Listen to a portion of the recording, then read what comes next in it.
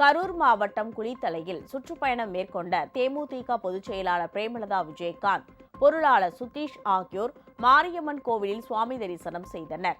பின்னர் அங்கிருந்து பஜனை மடம், ஆண்டார் தெரு, பேராளம்மன் கோவில் தெரு வழியாக பேருந்து நிலையம் வரை கேப்டன் ரத யாத்திரை நடத்தினர். அங்கு உரையாற்றிய பிரேமலதா, மக்களின் மனநிலை அறிந்து வெற்றி கூட்டணி அமைப்போம் என்றார்.